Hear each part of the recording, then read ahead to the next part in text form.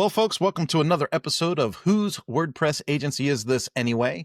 My name is Kurt Von Ahnen. I am here with my incredible co-host and guest on the round table, Toby Cryns. Thank Toby, you, how are Kurt. you today? Doing great. Wanted to ask you something.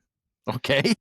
So I own a small agency here, and I have to guess at my pricing every time I write a contract. Like I have the free range to change whatever I'm charging every single day. Like I Every single day. don't have an e-commerce site I need to worry about. Every contract is unique and different.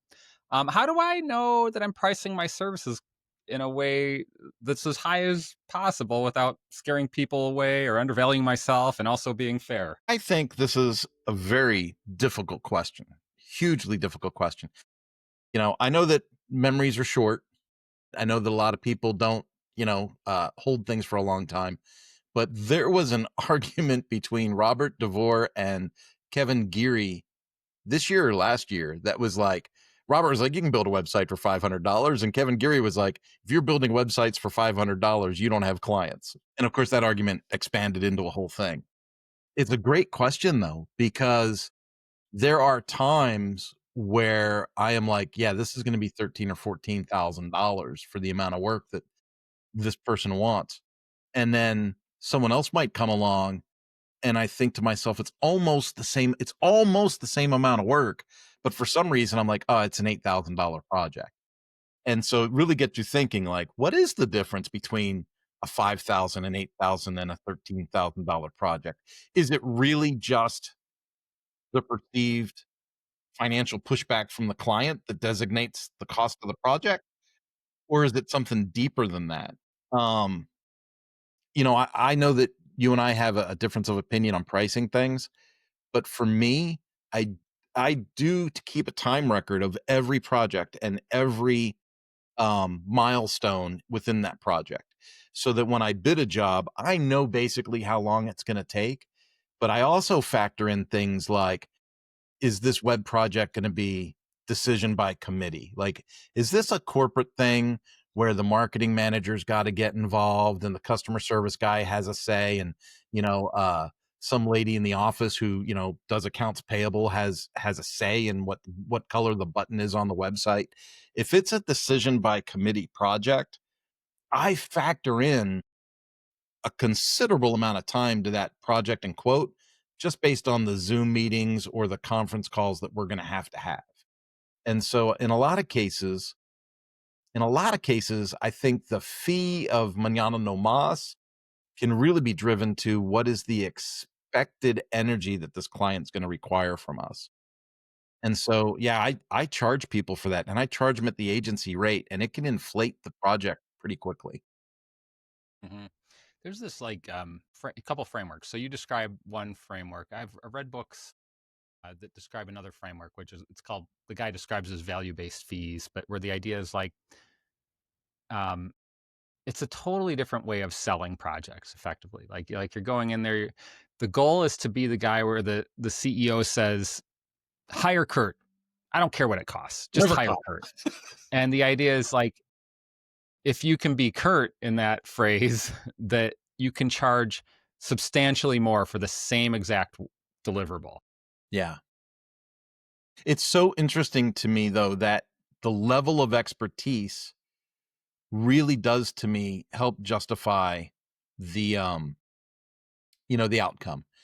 So to make things more clear, I run the office hour mastermind for Lifter LMS. So once a week, I'm on a Zoom call with a consolidated group of people from all over the globe that use Lifter LMS. And we all have, so this is a great example because we're all using the same product. We all have the Infinity version of Lifter LMS.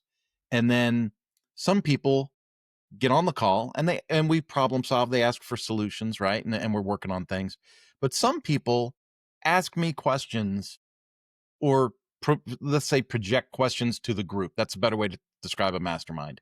They project questions to the group that quite honestly just, you would think if you're someone that's making a living as an agency doing this for other people, those questions probably shouldn't even hit the floor, but they do, right? And so being the expert in the room and having the confidence to portray solutions to a client has a certain value as well. Like the level of confidence that we're able to exude and that we're able to present to our clients is pretty high. And I know it's the same with you, right? And so that would come with an expectation of a higher rate or a higher justified rate. Um, I mean, just and I probably shouldn't say it in this way. What would I say? So if there was a feature, a visible feature on a website that wasn't behaving dynamically as it should or as is expected, I don't think either you or I would turn off the whole website and put up a construction screen. But that's what some people do, right? Like some people go, oh, something's not working right on the site. I'm just going to put it under construction. That'll give me time to figure it out. Mm-hmm. It's like, I don't know if turning off the whole website was the move for that, you know, because what's the percentage of people looking at that website currently that would cause you to want to turn off the whole website? Like if 2 or 5% of the people concurrently logged into that website can't access this one little feature, why would you turn off the website to 100% of people that might see it? Right. You know, There's a those are Yeah. the types of decisions that you see from people at the lower scale. And so when you get into that higher scale, there's a certain level of expertise and confidence that's assumed to be in that position. Yeah, I mean, I remember I was working with a big company. I mean, they were doing millions a month in sales on an e-commerce site that I was managing for them, and we were migrating platforms. We were migrating from WordPress to Shopify, and we might have talked about this on a previous episode, but like I recommended that we do it at 11 a.m. Central Standard Time, Tuesday morning, and Sounds great. everybody freaked out. The CEO backed me 100%, but like everyone else was freaking out because they're like, "That's not how we do it." And I'm like, "This is the right way to do it. Whether we agree on this or not, it's my call. The CEO's got my back, and I still stand by it. I believe in it. Like just generally speaking, they're all like, "No, we need to do it at 2 a.m." And I'm like, "Okay, On a Friday. yeah, exactly."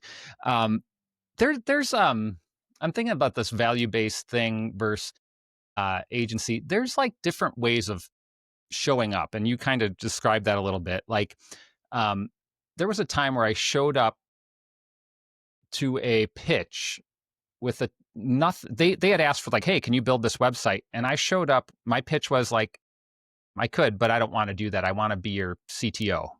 Um, and I showed up, and the cost was 6 times what it would have cost to have me build the site. The cost to be their part-time CTO.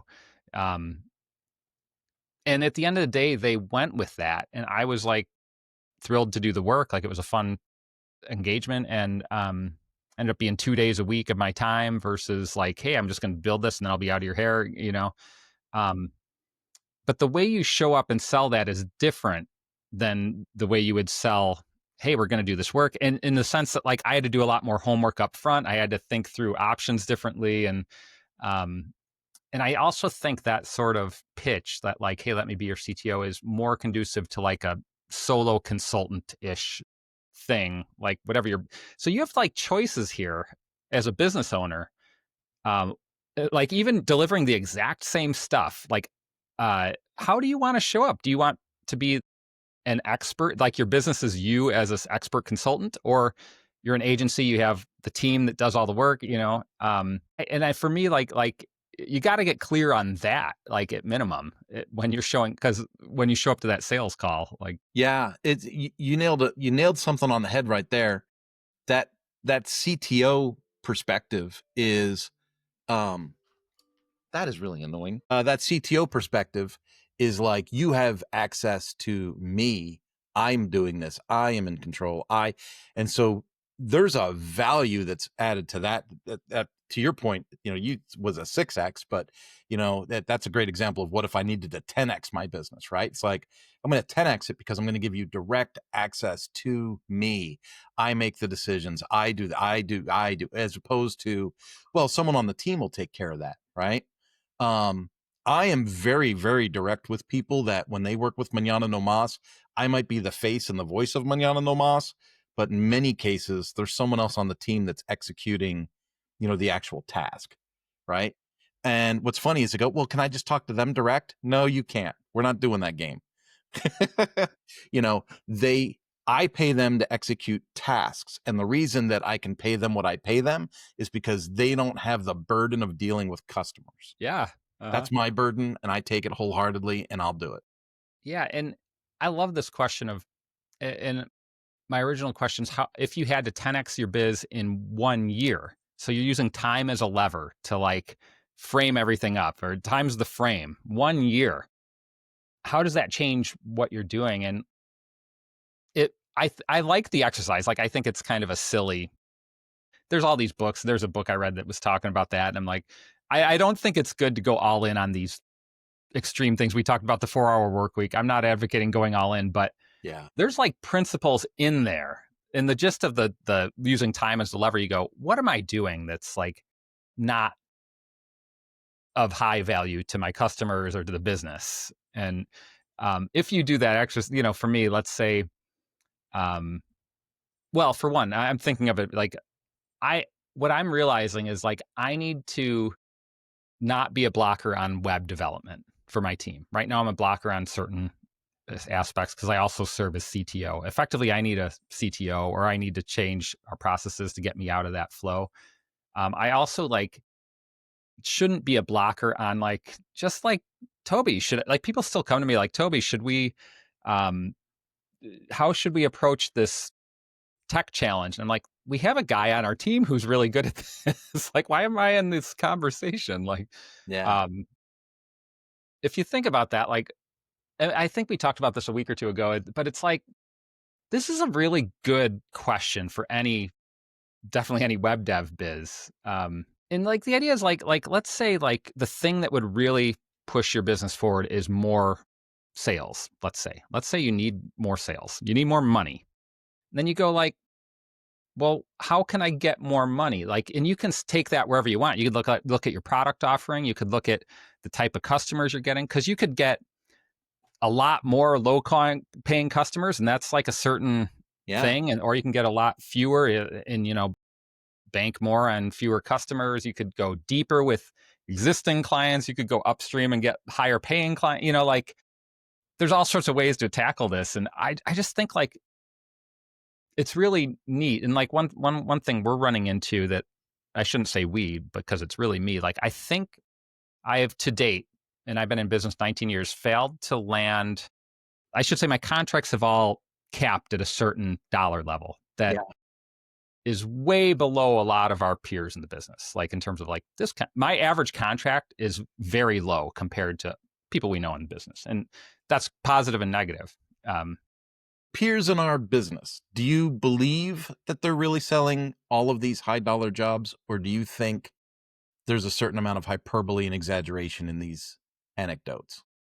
I can guess just based on, and I'm not necessarily talking people that you and I know in common, but like there's an agency in town here that I know the owner of, and I know the types of clients they have. I know he has 50 staff in Minneapolis in an office. I know this other one has 30 staff in Minneapolis in an office, and I know who their clients are. And so I don't know the exact numbers, but I know that they're getting way more than Yeah. me, per client. Because I know, because the one guy says, I have 30 clients and I have 30 staff. And I'm like, okay, I can do a little bit of math and realize that you're making way more per client than I am. Yeah. Yeah. It's so interesting to me that we have this kind of conversation, and just being very transparent. I have some very low dollar contracts, and I have some that are pretty equitable. We just finished up a project that was about $55,000 spread out over 18 months, and so you go, wow, 55 grand for one client over 18 months. That sounds pretty great. But I'm going to tell you, we over delivered on that contract by probably 300%, right? Because we got sucked into a bunch of nonsense, which I should have managed better. Um, and so it wasn't as profitable as it sounds because we over delivered on the scope of work, right? Um, I'm friends with somebody who, and I'm not going to name them, but I'm friends with somebody that told me in confidence, oh, yeah, I don't really entertain any contracts less than $35,000. but that same person just took a job because they couldn't find any work, right? So if you can't find a work at 35 grand a pop, maybe you should lower your expectations a little bit and start taking some $12,000 gigs. But it's such a hard tightrope to walk, right? It's a really hard when you said how to 10x a business, I immediately went to time blocking my day, taking some more time to focus on sales.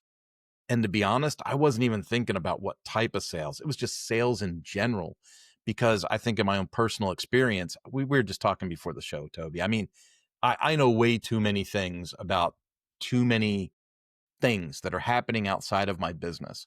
I shouldn't, I'm not saying I should promote being ignorant, but I shouldn't know the details. Like, should I care if pregnant women take Tylenol this week? Like, that shouldn't even be on my radar.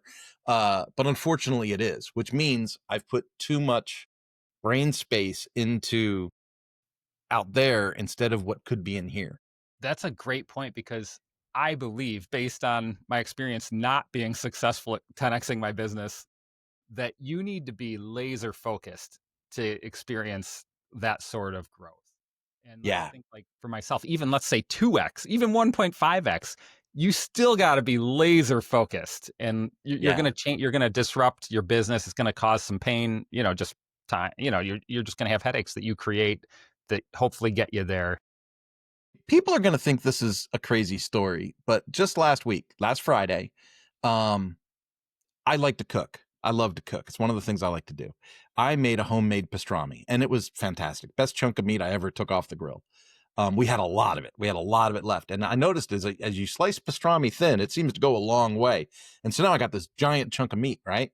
And I was like, do I want to freeze it? What do I want to do? So local shop in town diagnosed my wife's car, and they knew I was going to fix it after they diagnosed it, but they diagnosed it anyway. And then I went to pay them for the diagnostics, and they said, "Oh, we don't charge for diagnostics." And I said, "That's a weird way to do business." And then, but it's kind of their lost leader, right? So thinking about how that works. So what did I do? I said I could buy him a pizza, but anyone can buy a pizza. So I made hot pastrami and Swiss sandwiches, took down a thing of sauerkraut and some mustard and iced teas and chips, went in, saw him, delivered a homemade lunch. I thought the guy was going to cry. It was amazing. And then I said, I noticed you don't have an active website for your shop. That's crazy. How come you don't have a shop? How come you don't have a site? And he said, well, we know how to fix cars. We don't know how to do the internet. I said, well, lucky for you, I got 20 years of car experience and I know how to make websites.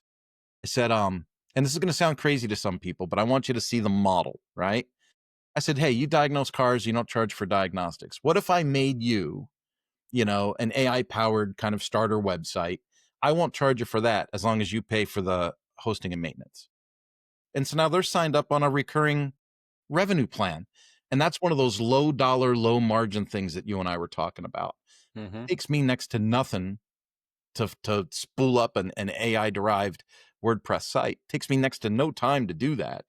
And then it turns into a recurring revenue model going forward that becomes part of my local reach. Mm-hmm. Right. And so in my mind, my goal is to have 10 local clients on recurring hosting by the end of the year. Yeah, and then you go. So the challenge, or the it goes, okay, let's say you can do that. What do you need to change infrastructure? Not tech infrastructure, but probably, how many salespeople do you need, or how much time do you need to invest to get 100 rather than 10? That's kind of the fun exercise. Well, it took me 14 hours to make that pastrami. Uh huh. I Yeah. got to make a lot of pastrami. I got to make a lot of pastrami. Um, Exactly. but for me, going through that exercise and having picked up 3 local accounts in the last 6 weeks, for us, it's turned into, we need more time going to the in-person networking events, more time at the Chamber of Commerce, more time pressing the flesh, shaking hands, letting people know what we do, and then making that killer offer that's like, look, you just need a startup website. You don't need a fully developed, bespoke, custom thing. You just need a startup website and decent hosting and maintenance so you can focus on running your business and we'll focus on keeping your website up. And like that whole thing's been an easy sale, and it's giving us that base. So in my mind, if even though it's not huge money, if I have 10 people on this recurring revenue plan, it gives me a base. And then, I have those enterprise clients for the e-learning projects. I only need 2 of those a year. and we're rip roaring, right? But it's making sure you always get 1 or 2 of those a year to keep that going. Yeah, and I think though that like that idea, even 10, begs the question of how do I manage my time between marketing, building the business, building the stuff, building the business, Yeah, learning. And you're talking about making a pretty significant investment of time for not a lot of dollars. And then you not a go, lot of dollars. yeah, Yeah. But it gives me a confident base to work off of. Like I know that the monthly software and hosting expenses are covered with those local clients. hmm, And so when I go out and sell the bigger jobs, and correct me if I'm wrong, maybe I'm putting too much into this, but you're really hyped on sales. I'm kind of hyped on sales. If you're going to run an agency, you got to be kind of hyped on sales. Um, if I have the confidence to not care whether I get the gig or not, it seems to go in my direction much better, right? Like if there's desperation layered on top of you, whether it's in the email or the Zoom call or whatever, it seems like they read that desperation just like it's hard to explain. But if I really don't care if I get the gig or not, I tend to get the gigs. it's a great point. And here, I kind of thought where my mind went was this whole 10x question is a very American question. Probably wouldn't be asked in almost every other country in the world. Like, it's the whole like, the fishing analogy. We're like, I'm going to come and help you catch more fish so you can sit on the beach and relax. And he's like, I'm already relaxing on the I'm beach already fishing. relaxing Like, on the beach. Yeah. um, If I was in Italy, it would be like, how could I get enough work so I could take that 2 hour break in the middle of the day and walk by the beach and have a glass of wine? yeah, Um, I'm in a similar spot. Like I am not looking to work 14 hours a day. I have strategically reduced my work hours. Um, and I've been focused on like riding my bike and my physical fitness and my health and all that stuff, in addition to running my business. And so for me, from a personal standpoint, running an agency is all the key for me is time blocking. Like when I get up in the morning, I have my quiet time, I get into my digital journal, and I layer it out. Like, what are my scheduled appointments for today? What blocks are available around it? Which of those blocks is going to be used for sales and promotion that day? And then what part of those blocks needs to be on productivity for the day? But I literally have to time block that out because I have a little bit of an ADD tendency. Whereas if I don't time block it and I don't have it written down, I'll just I'll just take like surfing X and responding to people on X and thinking that's my marketing effort for the day. It could suck up a whole day if I'm not careful. yeah. And I think like part of it's interesting that you're there because I think the American condition is to always fear losing everything, at Yeah, I'm least in past the that. business community. And like Past that. I think like we could all benefit from like just relaxing a bit. Like you're probably going to be all right, like you got to show up every day and do the things, but like maybe we won't make $1 million, maybe we'll make enough to pay the mortgage, like I actually think, and I'm not there. This is not like, it's hard for me to not be scared of losing everything tomorrow, even though like I probably won't. But like I live with a constant fear. And I really think like I would benefit from just being like, it'll be okay. Like, let's figure it out. Well, um, at the risk of putting something in the podcast that maybe they don't want in the podcast, I'm a person of faith, and I've just learned over the decades that every day that I wake up is another day that I've conquered everything that's come against me. Hmm. And in the end, I believe it always works out. It always works out in the end. Doesn't matter. As long as I put in the effort, right? I recognize the gifts I've been given. I recognize the talents I have been afforded, and I have a responsibility to use those and leverage those. But in the end, it always works out anyway. Yeah. And so, yeah, there's a certain, I don't know, maturity that came with age. I am older than you. So maybe there's a certain maturity that came with age where I realized that like working my fingers to the bone in 14, 16 hours a day didn't get me much further ahead than if I did 8 hours a day. Hmm. And then you look at those studies from Europe about the 4-day work weeks, and they did studies in the German automaker factories, and they said, well, if we work people for 12 hours a day, we get this much production. If we work people 4 days a week, we get this much production. If we work people for 3 days a week with this many hours, we get this much production. They've done all that stuff in other countries, and it turns out like sometimes the less you work, the more productive you are. Hmm. For me, if I'm in the middle of a day, and this is the cool part about being self-employed and running your own agency. If I'm in the middle of the day and I catch myself with like writer's block or just staring at the computer, hands on the keyboard and being like, what the hell was I doing? Like if that happens to me, I just, I turn it off. I go for an hour and a half bike ride. I log 10 or 15 miles. I come back and the rest of my day is like butter. It's like amazing how that physical activity just resets the brain for me. Yeah, I also there's something to be said for there's this mentality that we get from our upbringing or like just like our early jobs or whatever. Like it's really a cultural thing where like uh there's this idea that all work hours are created equal. And No, it's um I've kind of learned similar to what you're saying, and I actually think like, and I think there are times when I'm sitting here working, and I'm like, I notice I'm like, why am I if I didn't do this, it'd be fine. Like, yeah, and it might mean that I'm leaving a teammate hanging, but the thing I'm working on doesn't even matter much to them either. Like, or they'll no, figure it out. They don't need me, and so like I often think I'd be better off like just not delivering this thing. And I'm not saying if it's important, you got to deliver it, but that's what I'm saying. You got to deliver the important stuff. But this is that 10x thing. A lot of what I'm doing in a day, and I believe this no matter what I'm doing, some percentage is totally not needed. totally not needed. I have a certain client that I work with that wants to have meetings all the time. And it's an ongoing thing. It's not like it's a project that's going to end on Tuesday, right? It's like an ongoing thing. And more and more and more, it's like, oh, can we meet in an hour? Can we meet in 20 minutes? Can I stop by? And it's like, wait a minute, hold on. I got to start saying no. Like I can't just be available all the time, you know? Because I'm like, what are we meeting for? This doesn't even make any sense. This didn't need to be a meeting. And that's, if you're a fan of Elon Musk, you'll know that he's like, you can excuse yourself from a meeting. If you're in a meeting and it doesn't pertain to you, just get up and leave. You got other things to do. Um, that's kind of a mindset where I'm like, no, yeah, we gotta restrict ourselves from this getting sucked in all the time. Yeah. And And do the work.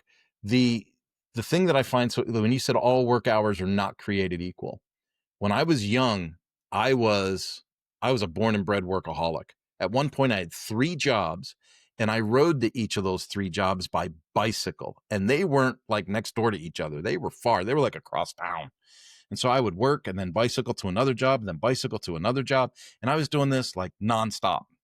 I was really good at making money, really bad at saving money, so I just kept thinking if I just worked more, I could buy more things, you know? Um, and it was not a healthy way to go. Again, I think age has provided a little maturity, and I'm able to say, hey, like I was talking about with the type of work sold, if I can create that good solid base where I know that the business's expenses are covered every month, I just know that they're covered every month.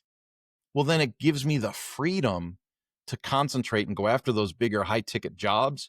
Not really care if I get them or not, but if I do get it, what a windfall, right? And then that's kind of what we build off of. yeah, I think So of like, oh, sorry, go ahead. so that leads us to our next note. And our next note was, how do you decide how to price out 5% of your clients every Yeah. And so the goal here with that is to um, get rid of your worst clients. And the funny thing about that, there's an assumption in the 5% price raise your price 5% every year, and or I'm sorry, raise your price every year until 5% leave until every year. 5% leave? Yeah. You want to raise it enough that you lose 5% because the idea is, um, let's say just the math is like, let's say you have 10 clients and you lose what's 5%? Is that two? I forget, but whatever 5% of 10 is 1.5 or something. zero point 0.5. Let's say you have 20 and then it's one. Yeah, you have 20 clients. You One want to leaves. raise your price so you lose one of them. And the idea is you've actually made more money. You've gotten rid of a low paying one. And generally in our biz, low paying ones are more demanding in many ways, um, and less grateful, maybe. Like, um, and if you can do that year over year, the idea is, and it also frees up time. Now you're not investing a bunch of time in this person who's really demanding. And I really like I haven't tried it, but I like it as like a theory, like, and I know there's people who swear by it, and it's like one of those like fringe theories, but I like the idea. And a couple years back, I did raise my rates by a little over 5% across the board for everyone, and I didn't lose a single customer. And so, it makes me wonder how high could I have gone? And at some point, or maybe I should raise them this year. I didn't raise them the next year, but I'm actually wondering, like, what if it was just my policy to raise prices 5% every year or 10, whatever that percent is? And I don't know. I think it really depends on the stage of business that your agency is in. In one of our most earliest episodes, I disclosed that at one point in time, I literally made a list of my clients, struck off the bottom 30% and fired them. I didn't price them out so they quit. I fired them. I actively sent them an email that said, our business is expanding. We are unable to actively service your account. But here are 3 or 4 other local sources that might be able to, take you on. So it was weird. My peers in the space thought I was great because I was giving away, referrals, right? And the people still got someone taking care of their accounts. That was great. But it freed me up, like, to get rid of 30% of dead weight in my client listing. It enabled me to, now this is different because I was in a different stage of agency life. I literally doubled the cost of my services and then went out and got, 5 or 10% more clients. The next year, I cut 30%, redoubled my pricing. And so every time I redoubled my pricing, I brought in a considerable amount of revenue. We literally doubled and tripled our business every year, 2008, 2009, 2010. So by 2010, we were pretty sustainable as a small one-person agency. We were doing pretty good. And then eventually we got Ducati as our number one client. And then that just almost dwarfed everyone else that was on the list, you know? Um, so I really don't have a problem with getting rid of, like you say, should we aim to price out 5% of our clients every year?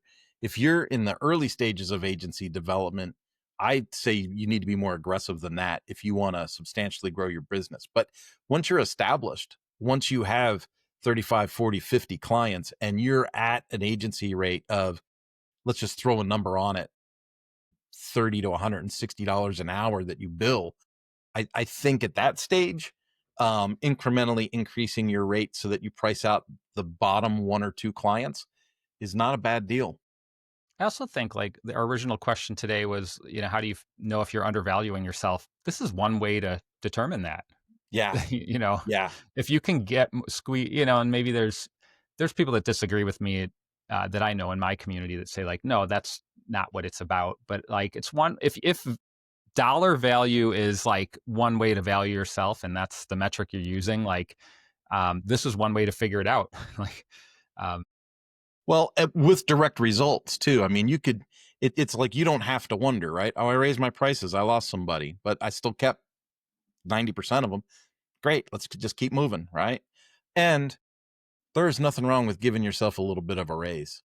yeah. Everything's gone up, right? I look at the rate of inflation and the rate of this and the rate of that, and there's certain things that just stayed the same. I took my diesel in to get an oil change at one of those oil change shops. And this was like the wake up for me. I went in there and I see, I just want an oil change, blah, blah, blah. And the guy, and he goes, yeah, this is going to be about $218 today, right? Now, oh, you need an air filter. Now we're at $260. And I used to be in the car business, and I remember oil change, 1995, oil change, 39.95. How in the world did we get to Yeah. $260 for an oil change at a quick lube place? Yeah. And I was like, you know what? Everything's gone up. There is no reason why I can't raise my prices. I was at the farmer's market and somebody was selling beef at the farmer's market for $19 a pound. And I'm like, if they're getting $19 a pound for a hamburger, I can raise my prices. Speaking of raising your prices, one thing that a lot of people aren't doing, including, I always go back on this, and then I come back and I'm like, gosh, I'm an idiot. And it's like this idea that, like, I got to give Matt Medeiros credit for raising this as an issue. But, like, you should get paid for, here's a question. It's not even a question. It's like, you could get paid for discovery. You could get paid for discovery.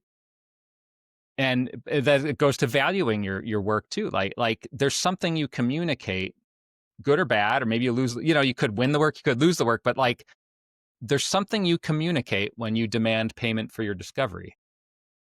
Yeah, and this is a weird one. I actually struggle with this. I do, because I have a thing where people can reserve 30 minutes of my time through a link, right? Hey, book a time with me through Manana Nomas. I'll give you 30 minutes. And part of me wonders, should I even be doing that? Should I be giving people 30 minutes for free? Because they call me up and they ask me a ton of questions. I get some people that are like, hey, I know that your time's valuable. I only got 30 minutes. I wrote out a list of questions. And what they're really looking for is how much free consulting can they suck out of Kurt, right? Mhm. To a certain extent, I go along with that plan because I'm just like, whatever. Uh, Maybe they'll refer me to someone that actually has a checking account that can pay a bill. But normally what happens is I'll say you need to create some temporary admin credentials so I can take a look at the back end of your website myself and see what we're getting into. If I see anything in there that is alarming or looks like something, then we're probably going to need to go to the next step, which is paid discovery, and actually do a real audit of your project.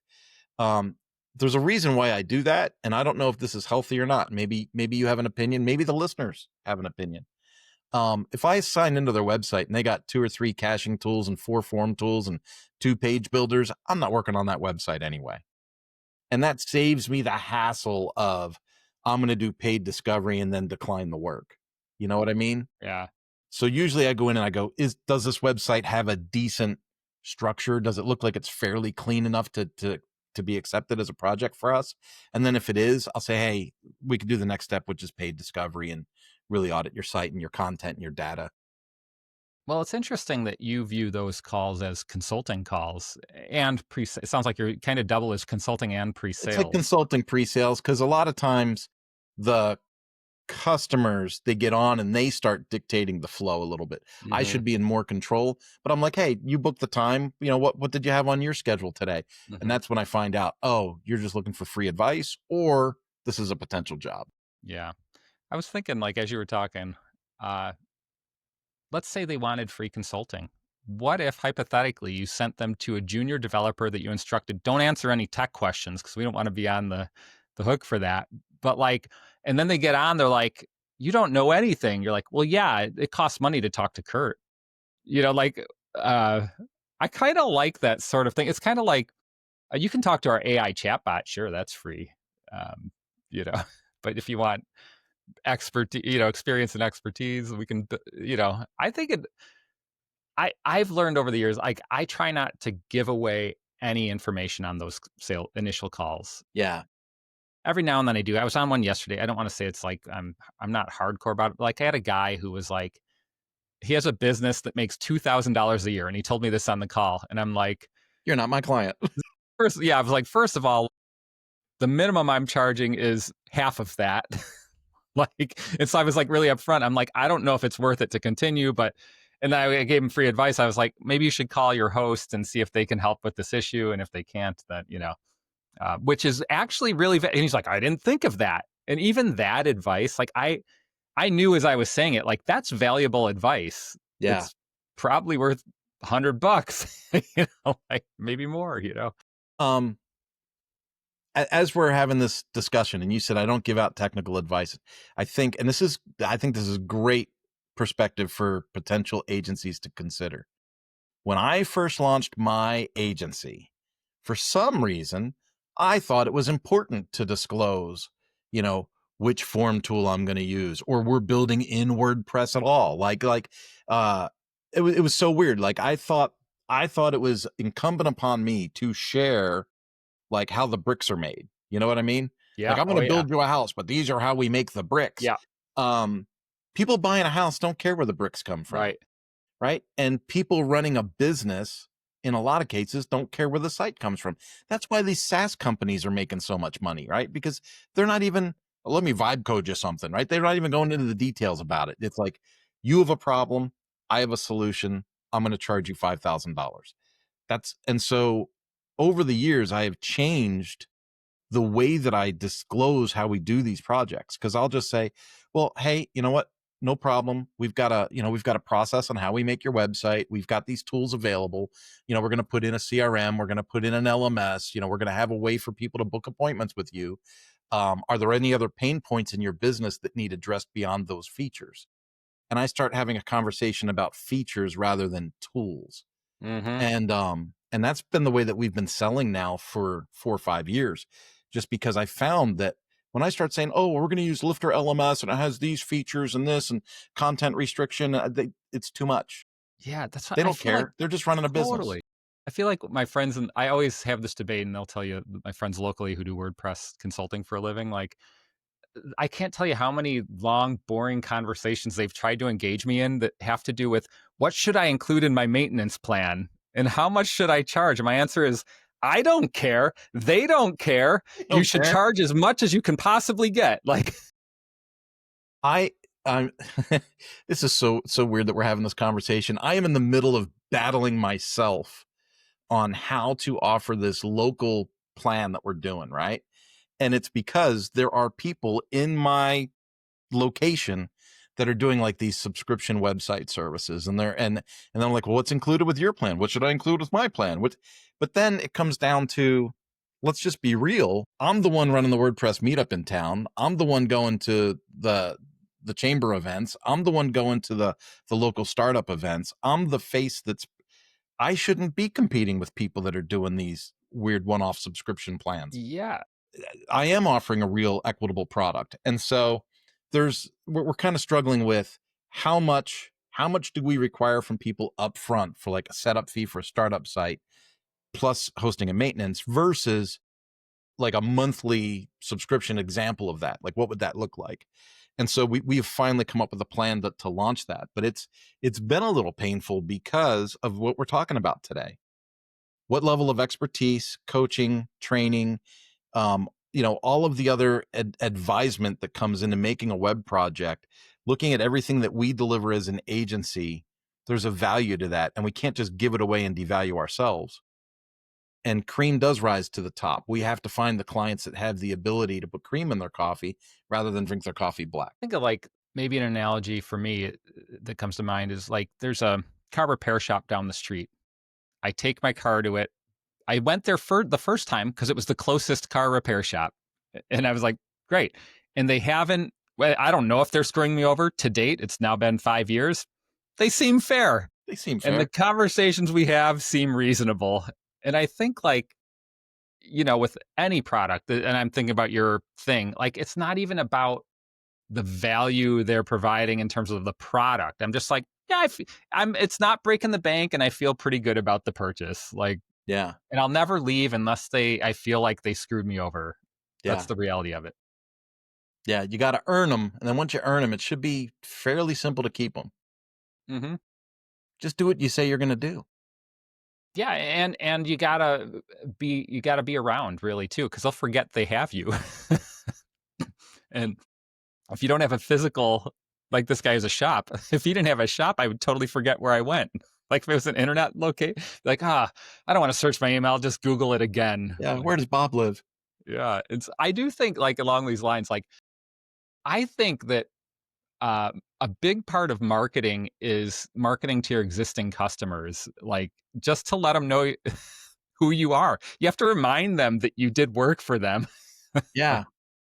Yeah. And especially with websites, because we run agencies and a lot of us fail to recognize that a lot of people don't think about their website on a daily basis. You know, it's amazing to me how many people, like a landscaper's busy driving around, getting gas, sharpening lawnmower blades. He's getting business to mow lawns. He's not really caring about the website unless someone calls him and says, I tried to look you up on your website and it didn't come up. Right. And then they have to go to their email to go, who did I hire to build my website? And they Who even Google makes it. those? They find your email, they email you, and then they go, did he respond? Was the offer to fix it reasonable? You Yeah. know, Well, think about this. How many new clients do you converse with that have an existing URL, but when you start talking about, DNS settings and changing things over, they don't even know where the thing's registered. no, they have no idea where anything is. Yeah.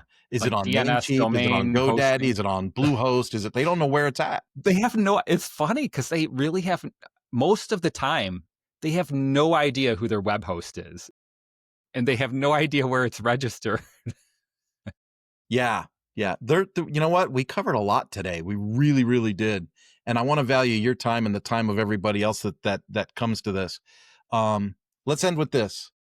If you are watching the show, like, share, follow, subscribe, all those things. Obviously, we need your help in getting the motion out there. But also put in the comments like what topics you would like us to cover from an agency perspective, or things that you're working on. Because I think that would be so, so important. If you've got an idea that we could cover that would add content for us, we want to make sure that we meet your needs and that we kind of express thoughts on things that concern you. Toby, where can people reach you? I can be found on LinkedIn.com. You can search for my name, DM me. How about you, Kurt? Same thing. I'll be honest, I've been really bad about LinkedIn the last 2 weeks. I've got an inordinate amount of direct messaging spam in LinkedIn the last couple of Really? weeks. And it's wearing me out a bit. So I'll get That should through be that and get back on the that. plot. That's a cliffhanger for next week, I think. That could be a cliffhanger. The LinkedIn spam. Should you send it or not? I have thoughts. Not only that, I have a course on how to grow your LinkedIn without spamming people. Oh, Ooh, something it's else a you learned about me cliffhanger, today. everybody. Or go to manananomas.com. Get your answer Folks, today. this has been great. We'll see you next time.